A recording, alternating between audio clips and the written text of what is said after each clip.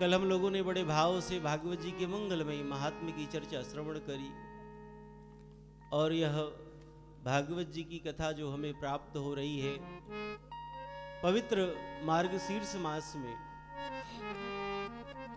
मार्गशीर्ष मास भी जो है वह परम पवित्र है। कल हम कथा के प्रसंग में ही वर्णन कर रहे थे। भगवान ने गीता में अपने विभूतियों का वर्णन करते हुए कहा कि मासानां मार्गशीर्षोऽहं ऋतूनां कुसुमाकरः। भगवान कहते हैं कि मार्गशीर्ष मास जो है वह हमारा ही स्वरूप है, हम ही मार्गशीर्ष मास हैं। और ऋतुओं में कुसुमाकरः, बसंत ऋतु जो है वह हमारा स्वरूप है। ऐसे परम पावन पवित्र मार्गशीर्ष मास में हम लोग यह कथा सुन रहे हैं। मार्गशीर्ष मास की भी अनंत महिमा है। एक बड़ी सुंदर स्कंद पुराण में कथा आती है इस मार्गशीर्ष महात्म्य की। मार्गशीर्ष की कितनी अनंत महिमा है। एक बार काम्पिल्य नगर के राजा महाराज वीरबाहु बड़े प्रतापी राजा थे, धर्मनिष्ठ थे, कर्मनिष्ठ थे, सत्यव्रती थे। महाराज वीरबाहु और उन्हीं के अनुरूप उनकी पत्नी महारानी जो थी वह भी वैसी ही धर्मनिष्ठ थी, भगवत भक्त थी, संत सेवा करने वाली थी। एक बार महाराज वीरबाहु के यहाँ श्री भरद्वाज मुनि पधारे। भरद्वाज ऋषि जो है वह पहुंचे। देख करके राजा वीरबाहु बड़े प्रसन्न हुए और पाद्य अर्घ दे करके भरद्वाज ऋषि का उन्होंने आतिथ्य किया। हमारे यहाँ कोई संत आए, कोई ब्राह्मण आए, सद्गुरु आए तो सबसे पहले उनका पाद प्रक्षालन करना चाहिए। सबसे पहले उनका चरण धोए, पाद प्रक्षालन करे और चरण को धो करके वह चरण का जल, पाद प्रक्षालन का जल हम अपने संपूर्ण घर में, संपूर्ण भवन में अपने वह जल प्रक्षालित करें, छीटें। ऐसा क्यों करना चाहिए? क्योंकि संत जो हैं, गुरुदेव जो हैं, वह तीर्थ में भ्रमण करते हैं, तीर्थाटन करते रहते हैं महात्मा। तो तीर्थों का जो रज है वह उनके चरण में संस्पृष्ट है।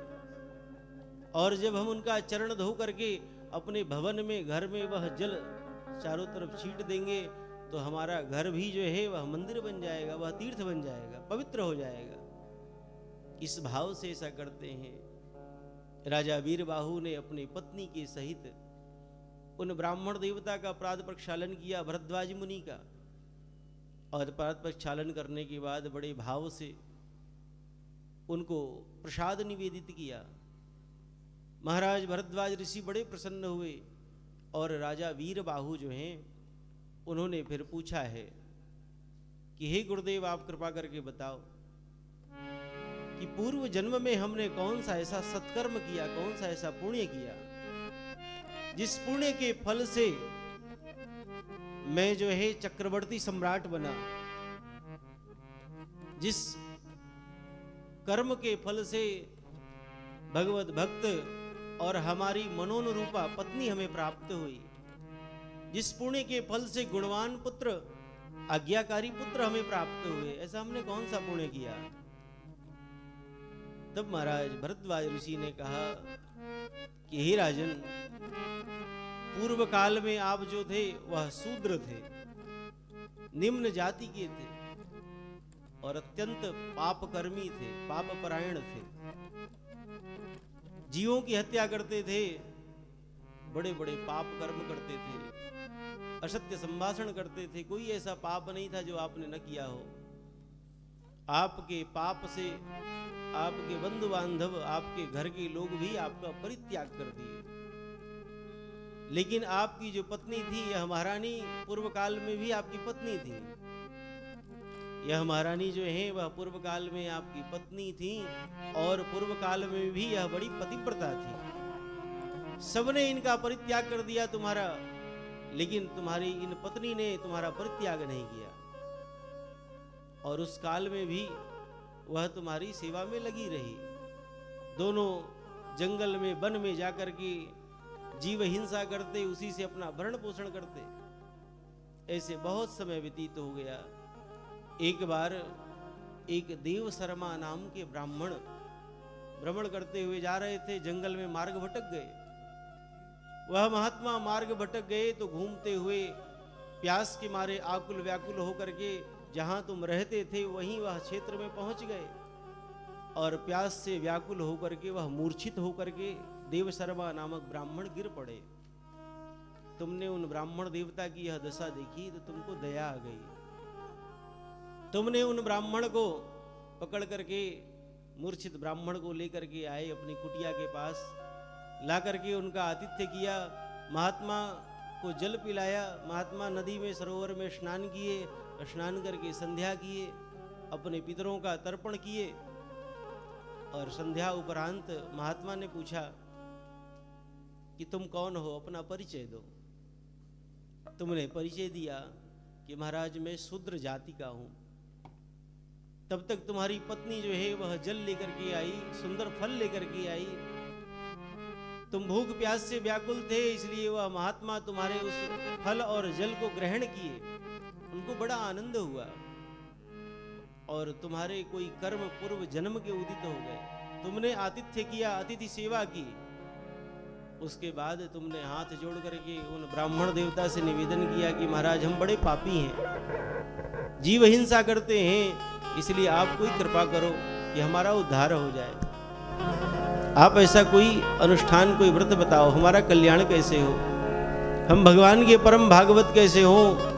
महात्मा यह सुनकर के प्रसन्न हो गए, और उन ब्राह्मण देवता ने कहा कि तुम भले ही पाप कर्म में लगे रहते हो, लेकिन तुमने आज आतिथ्य किया और अपने पाप कर्म का प्रायश्चित किया, इसलिए तुम निश्चित ही उस पाप कर्म से मुक्त हो जाओगे।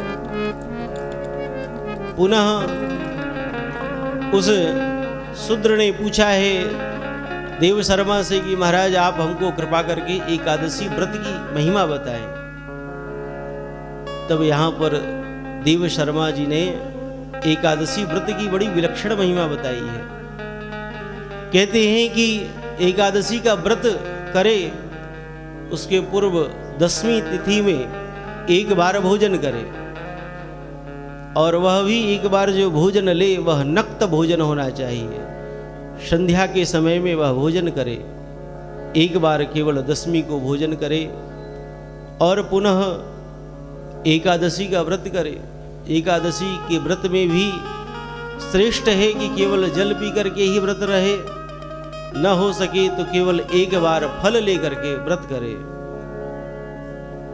भगवान नारायण का यजन करे, पूजन करे, भगवान के परम पवित्र नाम का जितना हो सके जप करे, दिन में शयन न करे, और पुनः द्वादशी तिथि में पारण करे, भोजन प्रसाद को भगवान को निवेदित करे, उसके बाद फिर वह भोजन प्रसाद ग्रहण करे। एकादशी व्रत की महिमा बताई, और कहते हैं कि एकादशी के दिन 11 कार्य नहीं करने चाहिए। एकादशी के दिन बार बार जल न पिए, हिंसा न करे, अपवित्रता से न रहे, असत्य संभाषण न करे, पान न खाएं, दातून न करें, दिन में सोना नहीं चाहिए, मैथुन सेवन न करें, जुआ नहीं खेलना चाहिए, रात में भी जितना हो सके जागरण करें, और पतित मनुष्यों से वार्तालाप नहीं करना चाहिए। यह 11 बात जो है इनका विशेष ध्यान रखें। उपवास का मतलब यह नहीं होता कि केवल हम अन्न का परित्याग कर दें तो हमारा व्रत हो गया। उपवास किसे कहते हैं? बहुत सुंदर यहाँ पर स्वयं भगवान अपने मुख से कह रहे हैं। स्कंद पुराण में कहते हैं कि उपावृत्तस्तु पापेभ्यो यस्तु वासो गुणैः सह उपवासः सविज्ञेयो न शरीरस्य शोषणम्। कहते हैं कि उपावृत्तस्तु पापेभ्यो, पापों से उपावृत निवृत्त होकर के, पापों से निवृत्त होकर के गुणों के साथ जो वास किया जाए वह उपवास है। उपवास का मतलब यह नहीं कि केवल शरीर को हम सुखा दें। भगवान के मंगलमयी नाम का स्मरण करते हुए, भगवान की लीला का स्मरण करते हुए, चिंतन करते हुए हम व्रत करें। व्रत का मतलब होता है संकल्प, कोई मंगल संकल्प हमारे हृदय में हो। बोलिए भक्त वत्सल भगवान की जय। उसको उपवास कहते हैं। इस प्रकार से एकादशी व्रत की महिमा का गान किया और महाराज वीरबाहु ने मार्गशीर्ष मास से एकादशी का मंगलमय व्रत प्रारंभ किया और कालांतर में इसी के पुण्य से, इसी के प्रभाव से वह कांपिल्य नरेश बने, चक्रवर्ती सम्राट बने। ऐसी दिव्य महिमाएं हैं इस परम पवित्र मार्गशीर्ष मास की। तो ऐसे परम पवित्र मार्गशीर्ष मास में हम भगवान की यह दिव्य मंगलमयी श्रीमद् भागवती कथा को श्रवण कर रहे हैं। निश्चित ही यह हमारे किसी पूर्ण जन्म के सुकृत हैं जो आज यहाँ समुपस्थित हुए इस मंगलमयी कथा के रूप में हमें प्राप्त हो रहा है।